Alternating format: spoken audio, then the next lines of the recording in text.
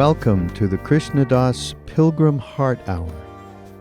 In this podcast, Krishna Das shares his warm-hearted and down-to-earth path to the divine. If you are interested in supporting Krishna Das's podcast, please go to BeHereNowNetwork.com/KD. Every repetition of one of these names is a seed. It's a seed that gets planted. And Sri Ramakrishna, who was a great saint in the 1800s, he said this, that every repetition of one of these names, of so-called names of God, whatever that might be, is a seed that gets planted in our hearts, so to speak, or in our karmic flow. And eventually, all these seeds will start to grow when the right causes and conditions arise. Just like you plant a garden or a field. It needs rain, it needs water, it needs fertilizer, it needs the right stuff, causes and conditions, right? So this is like that. Then Ramakrishna goes on to say that these seeds get caught by the wind, and they get carried by the wind, and they land on the roof of an old house in the jungle.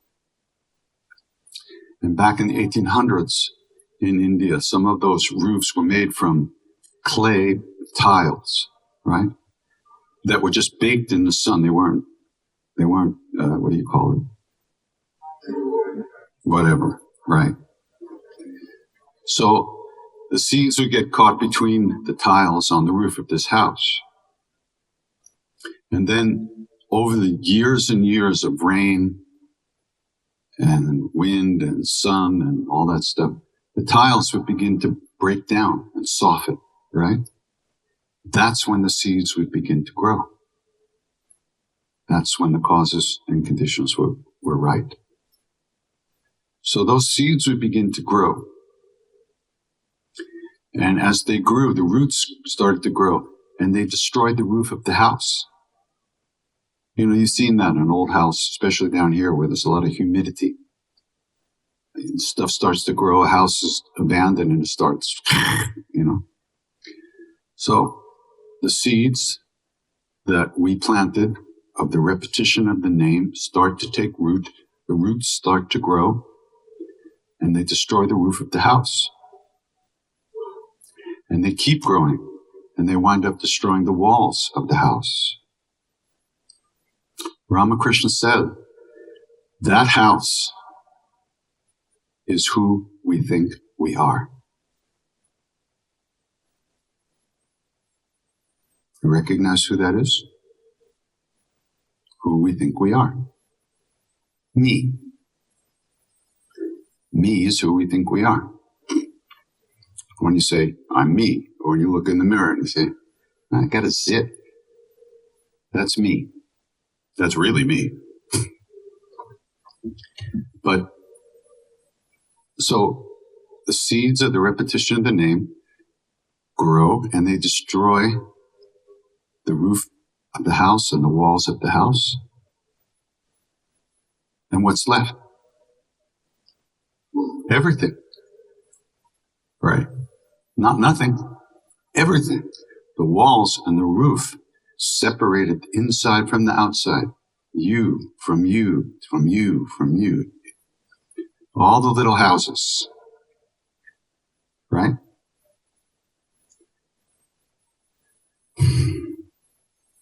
And then we've become, actually we haven't changed at all, but the temporary separation, which is something a house is built, right? There was nothing there before. Somebody built it. It's a space inside that's separated from the outside.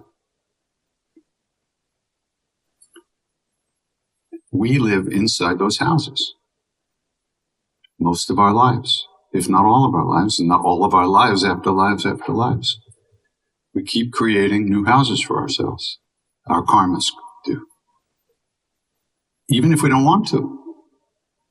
Because we don't have the strength, the understanding, and the techniques or tools to stop creating me-ness. Everything you want, everything you don't want, your history, your fantasies about the future, what you're going to eat, what you like, what you don't like, what you're going to watch on TV, what kind of car you like, what kind of woman you like, what kind of man you like.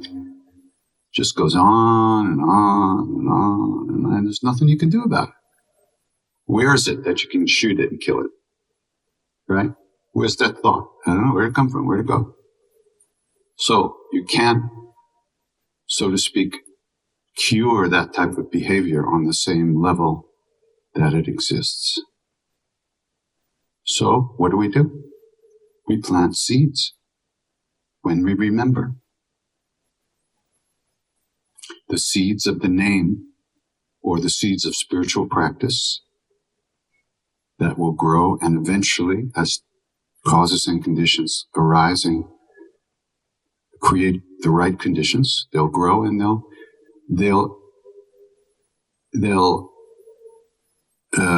disappear this false temporary me.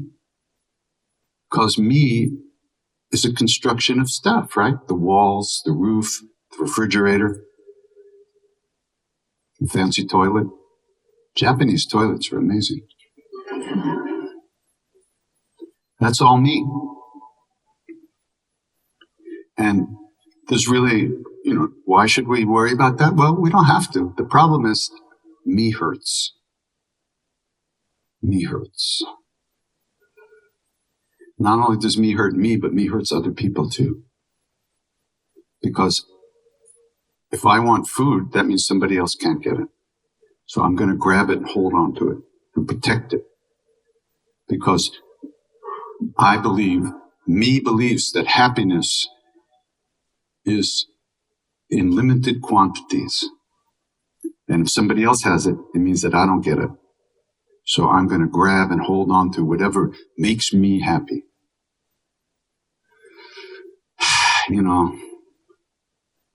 Doesn't really work. Because you die, unfortunately. So no matter how much shit you're holding on to, it doesn't last. Me never lasts. But what was in that house and what was outside of that house when the walls are gone is complete open presence, being, love, truth. God, possibly. Buddha nature, the self, the soul. I-ness, being-ness. That was the space in the house, and the space outside the house are the same. They're space, only separated by the walls of me. And there's really nothing wrong with that, except that nothing is ever enough for me. I always want more or less. I want more good stuff, more pleasure, and less pain. But me doesn't know how to deal with that, and there's nothing me can do about that. We have to plant the seeds of love, of kindness, of compassion, of caring, when we remember to plant. If we don't plant those seeds, where would they come from?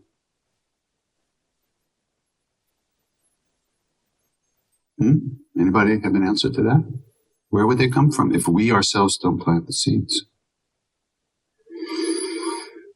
That's the good news and the bad news. We have to do it. If we don't do it, nothing's going to happen. Next. But for some reason, here we are thinking about this stuff right now. Maybe we're not going to get this opportunity to get together again. Maybe we won't have another opportunity to run into the Dharma in this life. Who knows what's going to happen? So when we remember, let's plant some seeds of our own happiness, at least. And then we can maybe think about other people when we don't have to be so needy ourselves.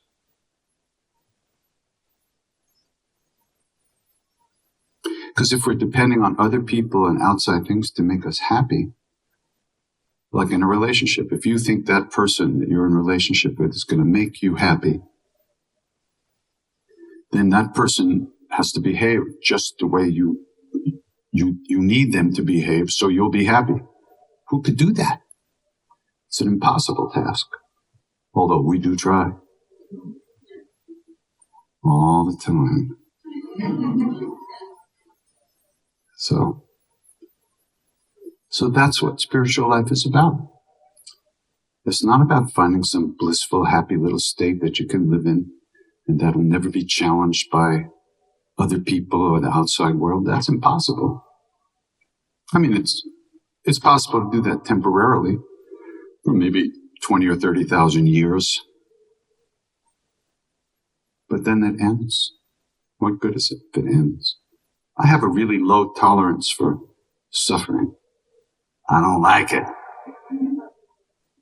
I don't like unhappiness. I don't like it. I've been living there my whole life. I don't like it. I want to find someplace else to live. But how do you do that? You have to plant the seeds. And guess what? If we're here now, doesn't this also have to be the result of seeds we ourselves have planted in the past? What else could it be? There's no mistakes, I don't think. They say there's none. They know who they are, so they say things.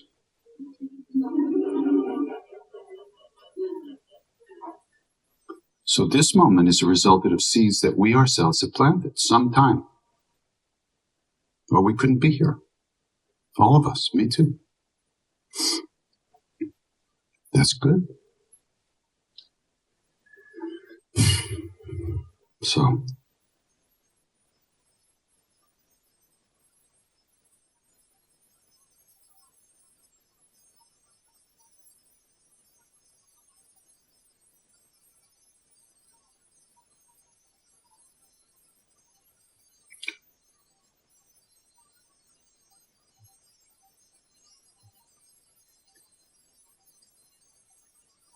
So we have to do some practice. Whatever that means to you, to each one of us, something has to be done.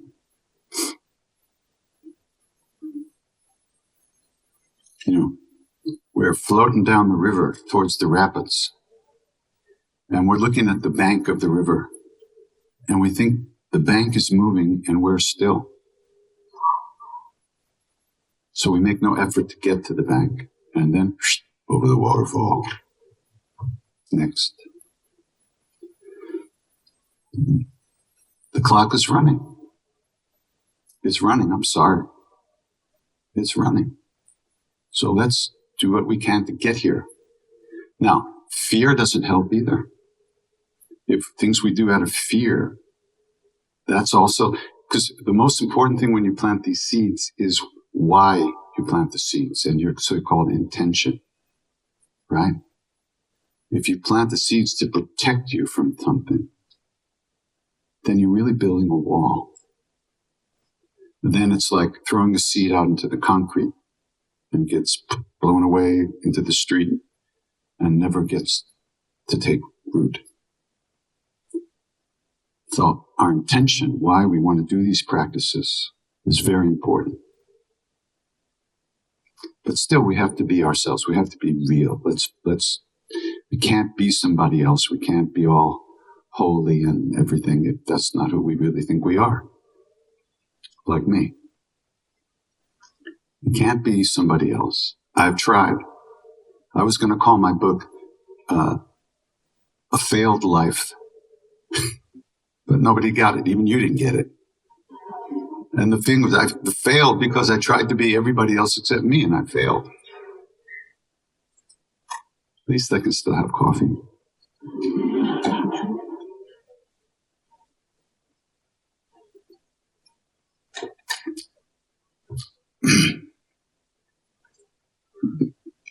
So we have to start where we are. There's no sense trying to fool ourselves. What are we doing? Why? Why would we bother fool ourselves? Well, we're trained to do that, first of all.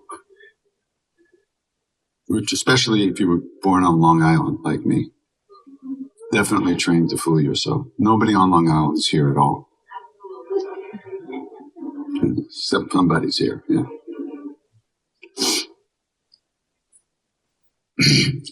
You know, my guru, somebody wrote about Maharaji. He said, Maharaj is nothing special, but his body fills the universe. There's no limits, no limitation, only openness, only vast presence, vast space, inside of which everything else exists. Right now, we're sitting in space. Physically, we're actually sitting in space. We're sitting in the space of this room, which is in the space of the universe, you know. It's just a lot of empty space, kind of floating. It's only gravity that keeps us here. Gravity is a physical thing, but there's like an inner gravity that keeps our stuff orbiting around me, the planet of me. No planet, the stuff just floats away. Planet, we wake up in the morning and we start writing, producing, directing, and acting in the movie of me. All day long, all life long. Me. I want this, I want that, but they think this, they like that. What'll I wear? What'll I go? What'll I do? And we never seem to get tired of the same old stories over and over. And then we make the movie and we write reviews, which we read and get depressed and start it all again. It never ends. So we have to plant those seeds. We have to plant those seeds. And you don't plant the seed and then look. You dig it up to see if it's growing. No. You plant the seeds and then you live your life. You don't wait to see if it's growing, you know. Plant the seeds and you live your life. Do your practice. Find out what practice is. Find out what it means. Find out what you can do to help yourself wake up, become a real, complete human being. And then do it. But don't think about it all the time. Nothing is more useless than thinking about shit. Does not work. Doesn't help. Thinking. You can't think yourself out of a prison that's made of thought. Every thought is a prison because we identify with it. It limits us to that. Yeah, I'm a piece of shit. Yeah, I'm really great. You know, it's all stuff we identify with. So it's a prison. You can't think yourself out of a prison that's literally made of thought. So practices help us, train us to release thoughts, to release heavy emotions, to constantly come back from being gone in dreamland all day long. And it's good. It's a wonderful thing.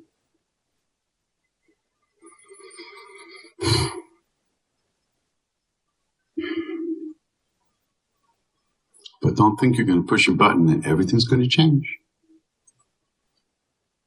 Real change is under the radar. You don't get to write about it in your diary. Real change happens while you're busy living your life. You wind up spending less and less time in negative, heavy states of mind, thinking about yourself all the time. It just happens. And if you look back, you can kind of see how you've been living. And you might notice that the things that used to bother you just don't bother you the same way. And the places you used to go, you're just not interested in anymore. It's not like anybody told you can't do that. But you've changed somehow when you weren't looking. because you can't see those changes because it's the evaluator who's getting thinner and thinner and more transparent through practice. Boy, this is heavy. I thought this was all about love. Real love is big time, you know. You can't manufacture it. You can't manipulate it.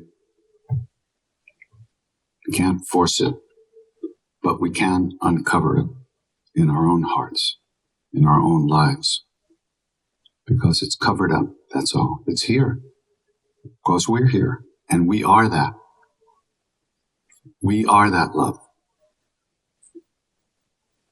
Underneath who we think we are is who we really are. And that is love. Unconditional. The full time. 24/7, 365. Everywhere, everybody's included. That kind of love.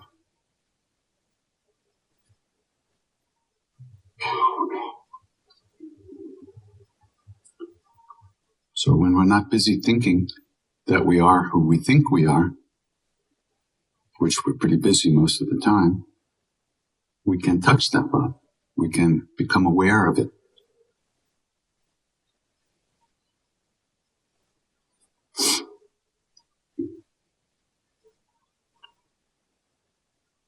But it's not a button you push, and it doesn't come from somebody else.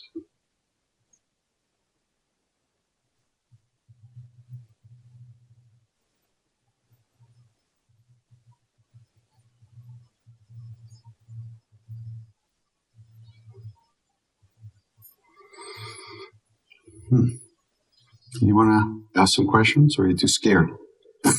Now that I've brutalized you. Okay, hold on. Let me get the mic.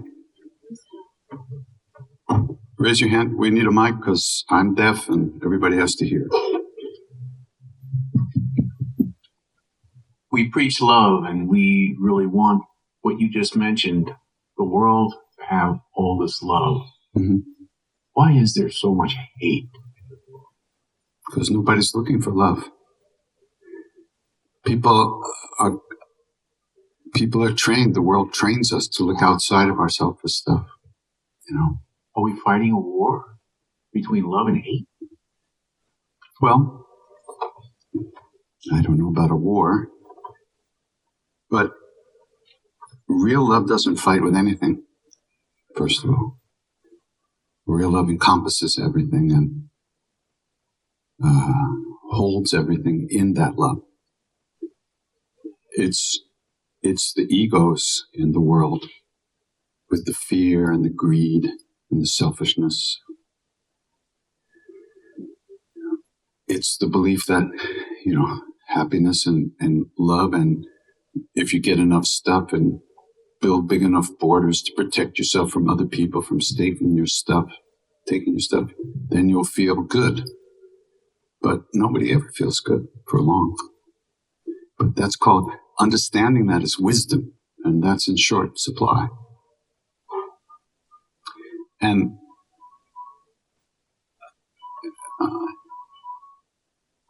I don't know if it was Martin Luther King or Gandhi said, you can't create love from hatred. Or anger. So it's very subtle. We have people who want to do good in the world, but they're angry. What can come from that? Except more anger. There was a famous rock musician who wanted to do good. He created a whole movement, and he wanted to, they were going to confront the what do they call it? The meeting of the 8 countries financial meeting or something. Somebody knows what it is. GA. Huh? The GA, yeah. So he was all ready to have this big confrontation with them and a big march on the thing.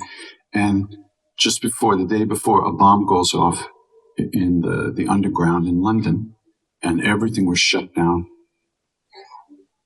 No confrontation, no rally, no protest. Everything was shut down.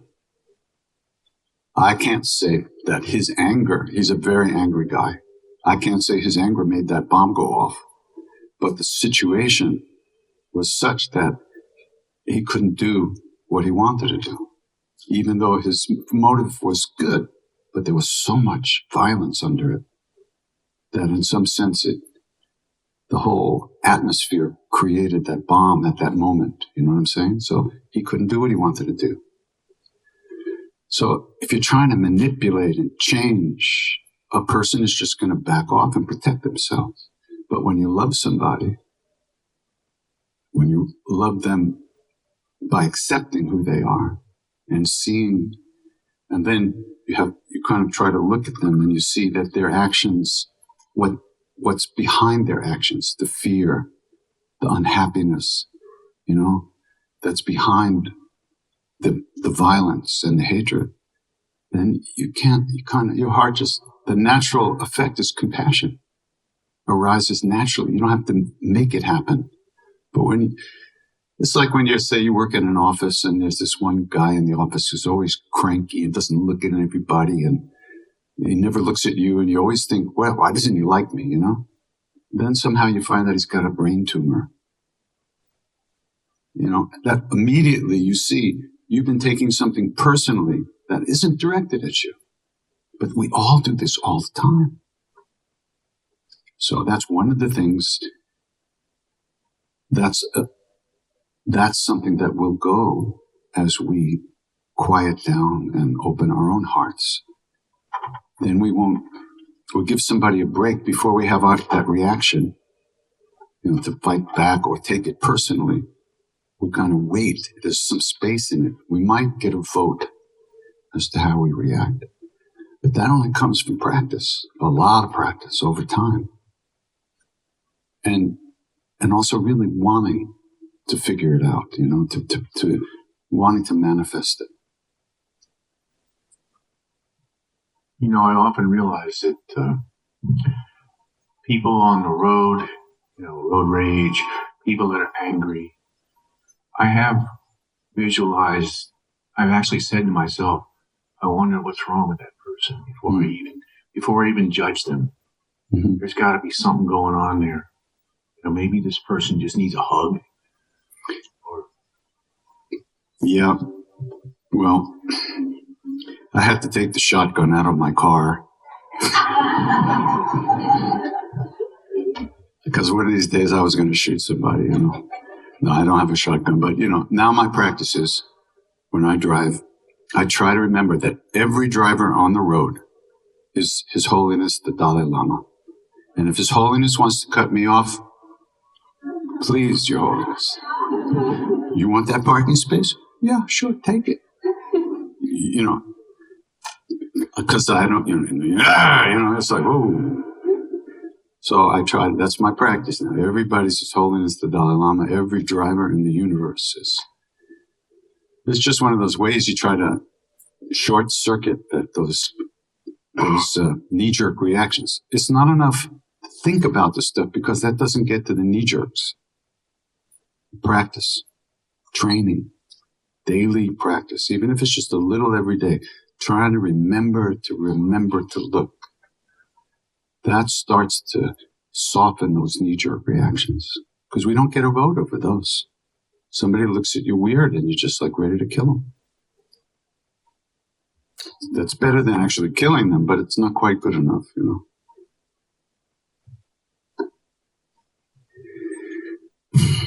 And thank you. Yeah, go ahead. Thank you for that. And yeah, it doesn't always work. No, hardly ever works. But little by little, we start to give ourselves a little bit of a break. And when we can give ourselves a little break, then we might be able to give somebody else a break, a real break, not just pretend break. Like, hi, honey. Yeah, okay. I'll take the trash out again. It's like it moves outward once it's there, once it's real. You can't manufacture it. But as a practice, you can remember that every driver is His Holiness the Dalai Lama. And even if he cuts me off, he doesn't mean me any harm. That's the whole thing. to recognize that even people who want to hurt us, it's not us they're hurting. It's who they're seeing us as, which is their own reality. It's not my reality. They don't want to hurt me because they don't see me. They see their version of me. And everybody does that. Everybody in this room is seeing their version of everybody else in this room. But we've agreed that for 2 hours, our versions will be very nice. After that, God knows what's going to happen. Philosophically, from an Eastern standpoint, there's only one of us in the universe. Maharaj used to go like this. So we'd look at him like, what? Because we knew he knew everything. So we think, what is he busting me for? Something I did, something I'm thinking about doing, or something I'm going to do, So we said, Baba, what does it mean when you do this? So he went,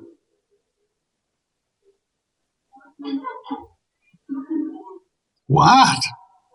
He said, many names, many forms, all one. All one. The same whatever that's looking out of my eyes is looking out of your eyes. The whatever is the same. What interprets whatever sees, that's you and me and every individual thing. But the looking, the seeing, or the hearing, the feeling, not the interpretation of it, but the awareness is the same in every being in the universe. That's our true nature. So, if we're all one on the deepest level, if one person is suffering, we're suffering. So, they call this the Bodhisattva vow. The Bodhisattva is a great being who doesn't really need to be here anymore. They have no personal agenda. They don't need anything from this world. They're not looking for happiness. They already found everything they need. They found it inside. But they become aware that other beings don't know that. And so, since we're all one, they recognize that they will never truly be free, until all of us are free. So, they take a vow to not so-called disappear into whatever that is, but to remain here in this world so we can see them, so we can get a taste of that, so we can touch it and feel it and maybe meet it in the street. Because if you don't taste it, we don't know what it is. We could talk about sugar all day long, but until you taste it, you're in good shape. Once you taste it, you're fucked. It's all over. It's diabetes forever.